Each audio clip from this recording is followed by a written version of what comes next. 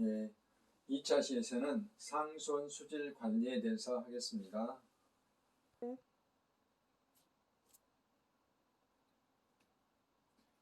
상수원 수질 관리 중에서 특히 이 저수지물을 사용하는 가장 중요한 게 조류입니다. 조류는 날아다니는 새가 아니고 식물성 플랑크톤을 말하는데요. 나중에 또 호소 시간에 자세히 하겠고, 여기서는 수돗물하고 관련된 내용만 하도록 하겠습니다.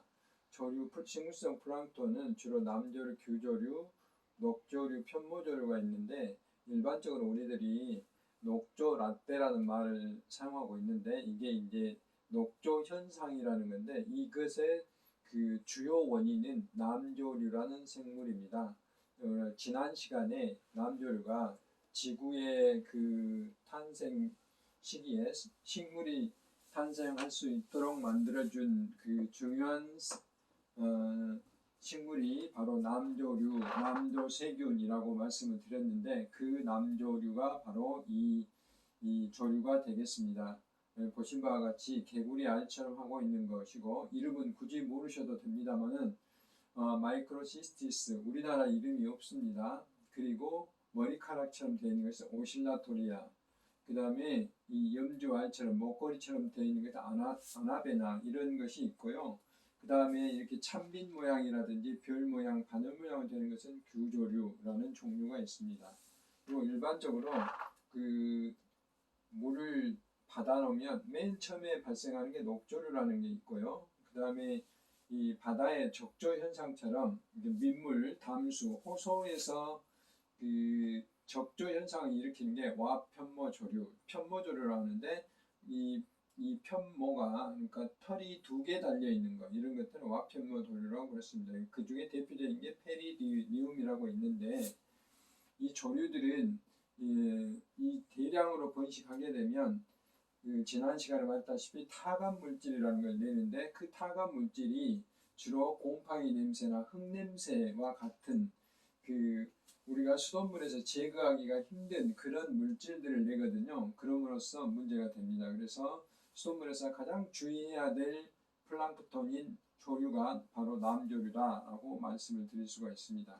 일반적으로 남조류는 비가 오는 시기하고 밀접한 관련이 있는데, 여기에서 이 녹색이 강수량, 저수량입니다. 그 저수지의 저수량인데, 여기 비가 오면 저수량이 늘어나죠. 그러면 조금 뒤에 약 하루 내지 아니면 일주일 뒤에 이 남조류 숫자가 이렇게 크게 늘어나는 걸 알 수가 있습니다. 이와 같은 경우는 비가 오게 되면 상류로부터 남조류도 식물이기 때문에 양분인, 비료 성분인 질소나 인 같은 물질들이 많이 들어오기 때문에, 이런 것들을 비저오염원이라고 그러는데, 이런 물질이 들어오기 때문에 그 먹이가 풍부해져서 남조류가 이렇게 급격히 늘어나는 현상을 볼 수 있습니다. 이때부터 수돗물 생산할 때는 굉장히 주의해야 되겠죠. 그래서 그 남조류를 수심별로, 깊이별로 따져봤을 때, 여기서 보시면 이 남조류가 이 색깔이죠. 여기 이런 색깔인데요. 그 다음에 이 파란 색깔이죠. 파란 색깔이고, 이 브라운 에이지 같은 경우는 갈색 조류를 말합니다. 그리고 여기에 이제 용존 온도의 분포를 말하는데, 대개 저수지가 깊으면 깊이 들어가면 온도가 이렇게 위에는 20도가 높지만 아래층은 10도 이하로 떨어지죠. 이런 것들을 우물 효과라고 그러는데, 일반적으로 남조류는 표층에서부터 한 10m 사이에 거의 다 분포되고 있습니다. 그래서 말하자면 10m 이하의 이 중간층에서 수돗물의 원료를 뽑았으면 전혀 문제가 없겠죠. 그래서 이런 것들을 선택 치수라고 그랬습니다. 우리가 원하는 깊이에서 물을 뽑아서 생산하는 거, 조류 분포에 따라서 이렇게 할 수 있는 것입니다. 일반적으로 호소의 저수지의 수온은 앞에서 설명했다시피 봄철과 여름철에는 물이 솟아나기 때문에 이 표층의 물과 깊은 곳에 있는 물이 거의 비슷합니다. 봄철과 가을철에는 마치 우리의 환절기처럼. 그런데 겨울철과 여름철에는 이 표면의 온도와 이 바닥층에 있는 온도가 크게 차이가 납니다. 특히 여름철에는 여기 위 표층의 물과 아래층 물이 거의 많게는 10도씨 이상 차이가 나는 경우를 볼 수 있습니다. 이와 같은 경우는 물의 밀도 차 때문에 그러는데요. 물의 밀도가 4도씨 때 가장 크기 때문에 그 4도씨를 중심으로 이 물이 돌기 때문에 그렇습니다. 그런데 여름철이나 겨울철에 이게 안정되어 있기 때문에 물이 돌지 않아요. 그래서 마치 여기에 그 비닐로 이렇게 둘러싸 놓은 것처럼 이 물과 아랫물이 섞이지 않게 되는 거죠. 그리고 아래층에는 온도도 떨어지고 또는 용존산소, 산소도 녹아들지 않는 이런 현상이 발생합니다. 그래서 이 시기에 수돗물의 그 원료인 원수를 어디서 취소할 것인가를 수신별로 잘 선택할 수 있는 그런 그 설명 자료가 되겠습니다. 근데 앞에서 그런 성층이 일어났을 때 이 바닥층에 산소가 부족하게 되거든요. 그러면 이 바닥층에 있는 퇴적물 속에 들어있는, 그러니까 흙 속에 들어있는 그 금속 성분들이 우러나오는데 그 금속 성분 중에 가장 그 문제가 되는 게 망간이라는 금속이 있습니다. 매년 성층기에 호소수에 망간이 용출되는데 대개 이제 주암댐 같은 경우는 광주의 상수원인 주암댐과 동복호가 있는데요. 이 겨울철에, 동복호는 여름철에 망간의 농도가 높아지거든요. 그래서 망간은 대개 0.05mg/L, 아까 ppm이라고 그랬죠. 이 정도 농도만 돼도 물이 까맣게 변해요. 물 색깔이.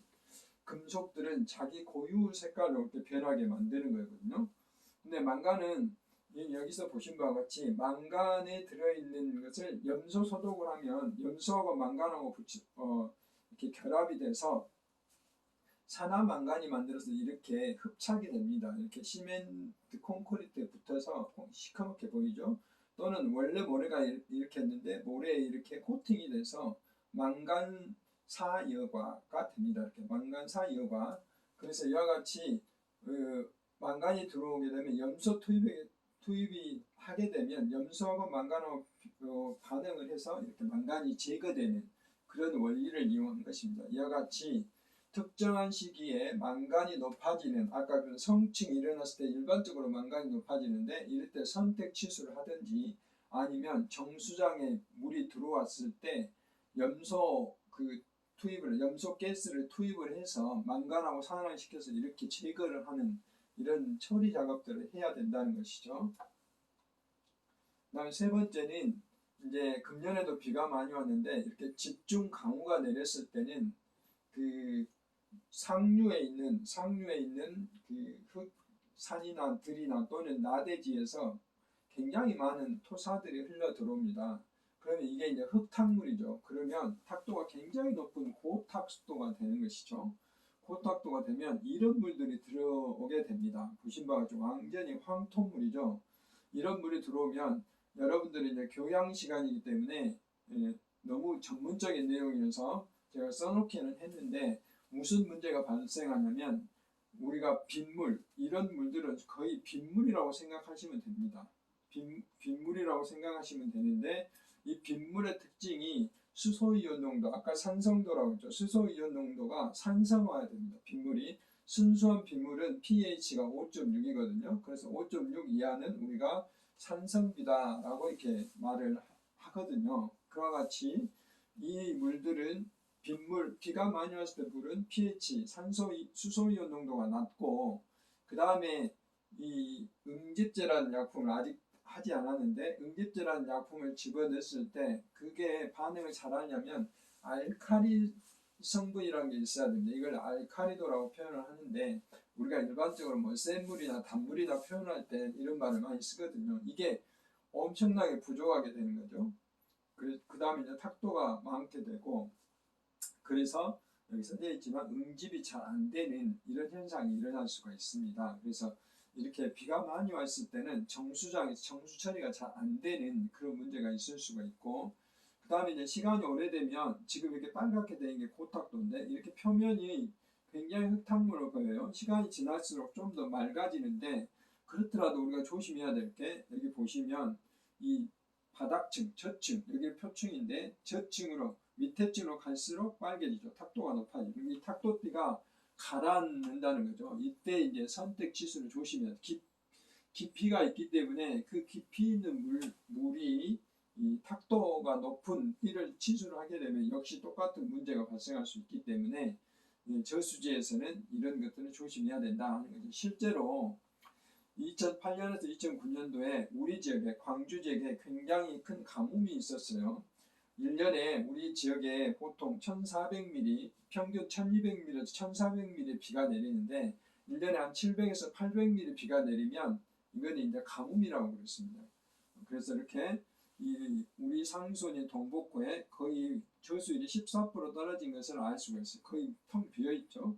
이게 치수탑인데 왼쪽에 치수가 2개 있고 중간에 중간층에도 2개가 있고 그 밑에 또 있는데 조금만 있으면 이 지금 중간까지 물을 사용할 수 없도록 다 썼잖아요. 더 떨어지면 이제 치수를 중단하게 되는 굉장히 큰 문제가 발생하는데 다행히 2009년도 7월에 약 일주일간에 700mm가 내렸어요. 1년에 내린, 그러니까 2008년도에 1년에 내린 비가 일주일 만에 다 내린 거죠. 근데 이제 무슨 문제가 있었냐? 이때는 이제 탁도가 평상시에 이 동복호의 탁도가 1NT 정도 돼요. 1NT. NT라는 탁도의 단위예요. 네팔로메트릭 터비디티 유니티, 그래서 탁도를 발견한 사람 이름의 탁도의 단위라는 뜻이에요. NT라는 단위를 사용하는데 평상시에 1NT 정도인데 400배가 높은 400NT. 앞에서 말씀드린 알카리도가 전 빗물, 그 다음 pH가 낮아. 그래서 정수항에 들어온 물들이 이렇게 흙탕물이 들어와서 처리가 잘 안 되는 이런 현상이 발생할 수가 있어요. 이건 이제 기술적으로 처리하면 되는 거고요. 이렇게 만수위가 되면 물이 맑아졌죠. 그래서 이렇게 그 비가 어느 정도 오냐에 따라서 정수항에 있는 사람들은 기술적으로 각종 노력들을 해야 된다. 그 중심이 탁도, 알카리도, pH 뭐 이런 것들이 있다. 이 정도만 아시면 되겠습니다. 그 다음에 그래서 이제 상수원에서는 이와 같이 그 남조류인 조류, 그 다음에 망간, 그 다음에 앞에서 말했던 고탁도, 높은 탁도가 들어왔을 때 이 세 가지를 특히 조심해야 됩니다. 그 외에 이제 뭐 화학약품이 들어왔다는 이런 것들이 있는데 광주나 전남 지방에 있는 거의 상수원이 산간에 위치하고 있기 때문에 이런 공장 폐수라든지 이런 것이 없어서 그런 쪽은 크게 염려하지 않아도 됩니다. 다음에는 이제 세 번째로 정수항 수질 관리에 대해서 하겠습니다. 정수장은 말 그대로 그 융복합 기술이 들어있는 그런 과학적인 그 처리 그 과정이라고 말할 수 있습니다. 그런 것에 대해서 말씀을 드리도록 하겠습니다. 매년 시험에 제가 이렇게 순서를 그 사지선다형으로 내거든요. 뭐 상수원, 도수, 정수, 뭐 그 다음에 송수, 배수인데 이런 과정 어떤 과정을 말하냐면 이 동복호 같은 이런 상수원에서 물을 이제 펌핑을 한다든지 일반적으로 동복호는 상수원이 높고 그 다음에 정수항이 더 낮기 때문에 전기로 펌핑을 하지 않고 숨만 엽니다. 그러면 동복호에 있는 물이 용연정수장이라는 정수장으로 이렇게 물이 전달이 됩니다. 약 한 7, 80km 거리를 달려와서 이렇게 용연정수장이 전달되면 물이 막 도착하는 것을 착수정이라고 그러고 착수에 도착이 되면 이렇게 약품을 응집제라는 약품을 투입합니다. 그럼 이게 약품하고 속에 들어있는 불순물하고 뭉치게 되면 이 뭉치게 하는 것을 응집지라고, 뭉친 알갱이들이 가라앉게 하는 것을 침전지라고 하고, 침전지 이외에 이제 그래도 조금이라도 남아있는 것들 걸르는 것을 여과지, 아까 앞에서 잠깐 말씀드렸죠. 그 다음에 소독을 하는 것을 이제 정수지라고 해서 소독은 이제 완전히 수돗물이 되는 거죠. 나머지는 배달 과정이요. 배달하는 과정에 배수지, 그 다음에 과정까지 들어가는 급수, 이런 과정을 통해서 그 수돗물이 공급되는데 하나하나 살펴보도록 하겠습니다. 맨 먼저 물이 도착하는 착수정이에요. 착수정은 이런 식으로 되어 있는데 이쪽이 이제 주화모죠. 주화모 쪽에서 물이 오면 이쪽에 떨어져요. 그러면은 물도 그 7, 80km 거리를 이렇게 달려오게 되면 뭐 물이 달려오진 않겠지만 관을 통해서 오게 되면 물도 굉장히 안정되지 않아요. 흥분된 상태이기 때문에 이게 안쪽에 보면 벽이 있어요. 근데 구멍이 뚫려져 있는 통, 이런 것들은 이제 그 도류벽이라고 그러는데, 이 도류벽을 통해서 물을 안정화시키고 여기에 또 도류벽이 또 있어요. 그래서 물을 안정화시키죠. 이런 과정을 착수장이 합니다. 최근에는 여기에 지금 이렇게 물이 떨어지는 곳에다가 과거에는 응집지 앞쪽 부분에다가 응집지라는 걸 넣었는데, 지금은 이렇게 전기를 들이지 않고 여기에다가 이렇게 응집제를 떨어뜨리면 이게 물에 이 섞이는 힘에 의해서 자동으로 섞이기 때문에 이런 그 약품을 투입하는 장소로도 착수정이 이용되고 있습니다.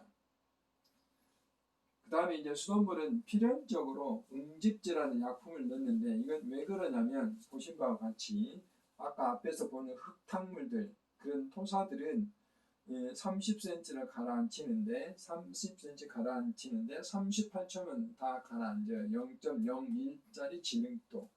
그러니까 우리가 광주천 같은 데 비 왔을 때 흙탕물이 내려오지만 하루 뒤에 가서 보면 맑은 물로 흐르잖아요. 이런 것들이 이제 일반적으로 이렇게 토사나 이런 것들은 금방 가라앉죠.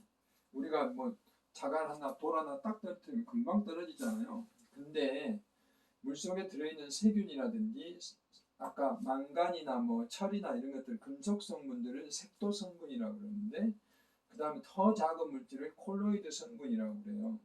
그 다음에 더 작은 거는 콜로이드 파티클이라고 그러는데 무려 63년이 걸리고 6.3년이 걸려요.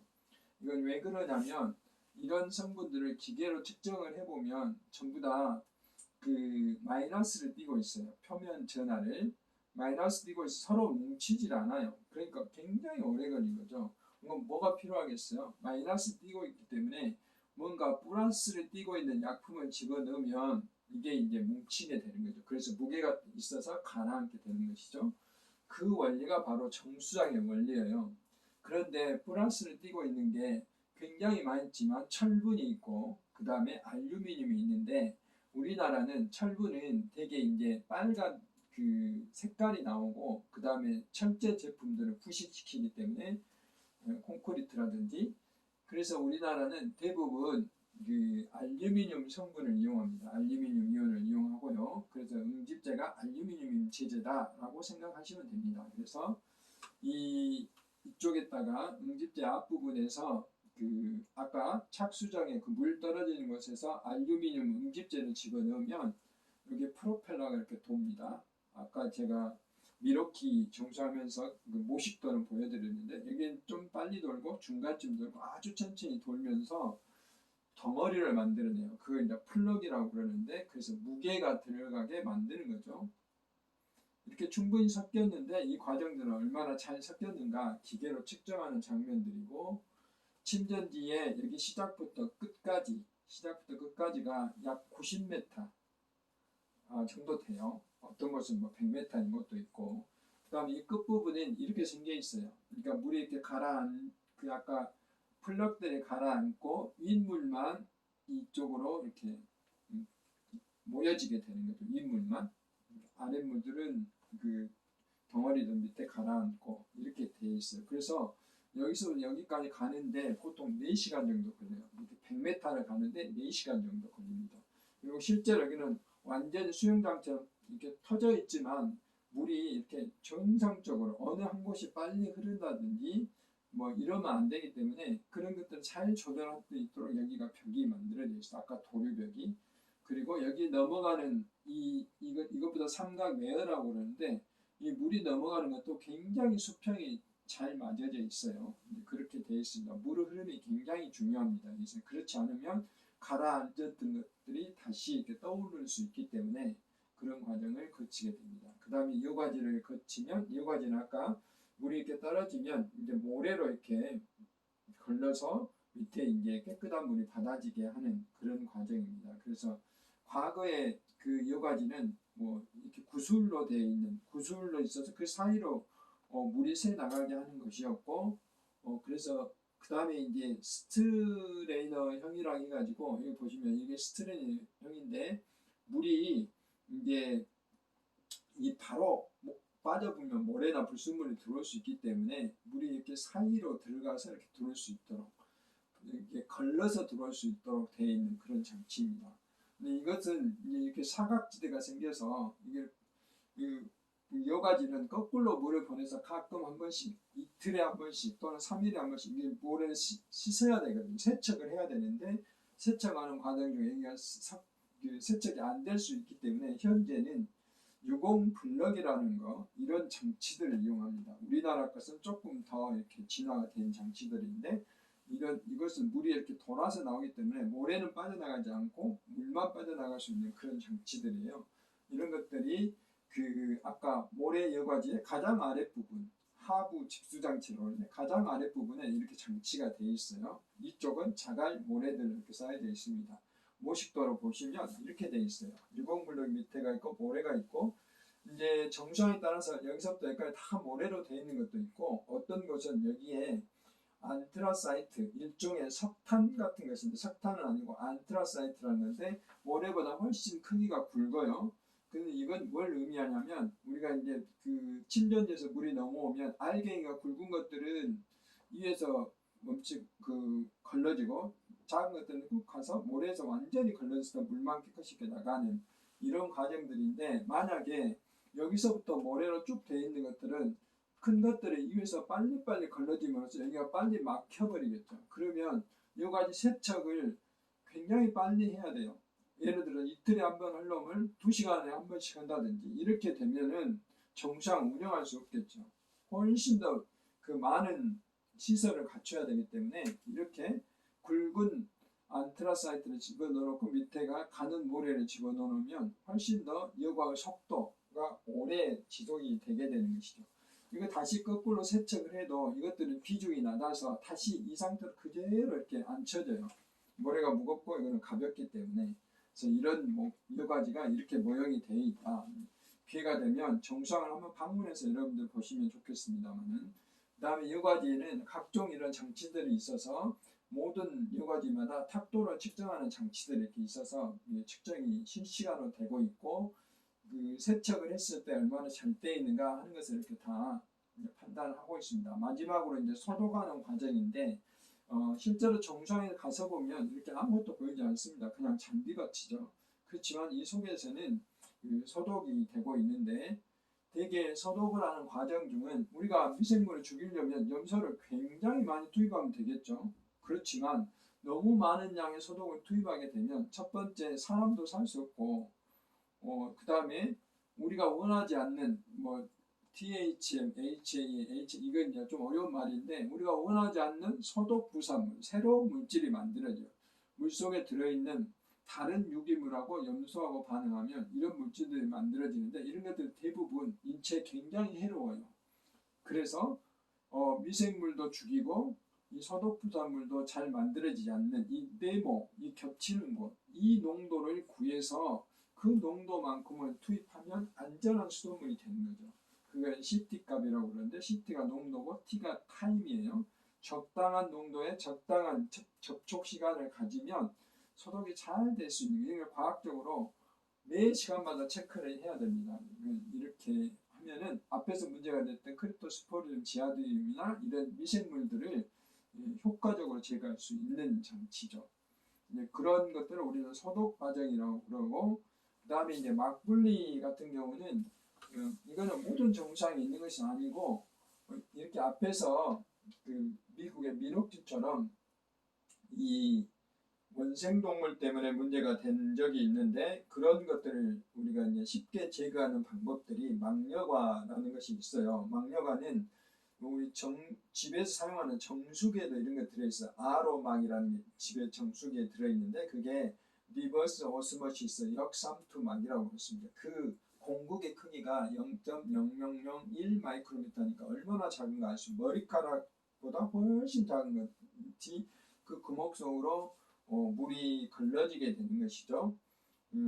우리가 삼투, 오스모시스 그러면 우리 사람 세포나 생물 세포 속에 있는 것들은 이건 양분만 빨아들이고 물은 빨아들이다. 마치 설탕물을 놔두고 셀로판지를 맡아주면 설탕이 한쪽에 고농되고 물이 빠져나오는 그런 것처럼 이걸 반대로 하는 거예요. 반대로 하게 되면 뭐가 필요하겠어요? 압력이 필요하겠죠. 그래서 전기가 필요한 거예요. 그래서 우리가 집에서 정수기 사용하면 전기가 많이 들어가는 이유 중에 하나입니다. 그보다 또 이제 크기가 작은 것은 나노막, 더 작은 것은 한해막, 울트라막이라고 그러고 일반적으로 사용하는 것은 마이크로막, 정밀막 이렇게 표현을 합니다. 실제로 미국에 있는 정수장인데 우리나라에도 이런 막려가 정수장이 몇 개 있어요. 근데 이건 대규모로 하지 않고 소규모 정수장이 필요합니다. 이 막 하나하나에 이렇게 이것도 막까지 막의 여둘인데 이렇게 막을 분해를 해보면 이렇게 머리카락처럼 수개의 막들이 나와요. 이 속에 구멍이 뚫어져 있어서 거기에 물이 통과해서 물만 받아들게 하는 이런 원리를 이용한 겁니다. 그 다음에 또 한 가지는 이제 고도정수치라 해가지고 아까 원수에서 조류 때문에 냄새가 난다든지 뭐 이랬을 때 이런 것들을 제거하는 방법으로 오존 발생해서 오존을 투과를 하고 그 다음에 마지막에 냄새는 활성탄 숯가루를 넣어서 냄새 물질을 완전히 흡착하게 하는 그런 말이에요. 활성탄 하나는 이게 공국이 현미경으로 보면 굉장히 많이 뚫어져 있어요. 구멍이. 그래서 실제로 이렇게 작은 활성탄이었지만 실제로 넓이로 보면 이렇게 크게 보이는 거죠. 표면적이.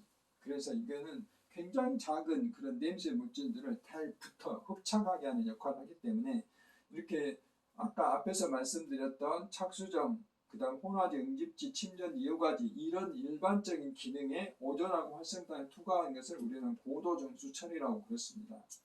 이번에 인천에서 유충이 사고 난 것도 바로 활성탄 접촉조에서 애벌레가 살아서 문제가 된 것이었죠. 실제로 미국의 필라델피아에 있는 그 오존 발생인데 오존 발생이 안에 이런 유리 공국이 있어서 여기서 오존을 발생하게 됩니다. 물속에서 오존이 처리되고 있는 모습이고 활성탄을 보면 이렇게 숯가루로 되어 있는데 사진을 찍으면 이렇게 되어 있어요. 이런 것이 냄새 물질들이 이렇게 붙는 거죠. 그래서 제거가 되는 것입니다. 그래서 4차 시에서는 상수원에 대해서 그리고 정수장에서 정수 처리를 어떻게 하는지 그 과정과 원리들에 대해서 설명을 드렸습니다. 잠시 쉬었다가 3차 시에서 계속하겠습니다.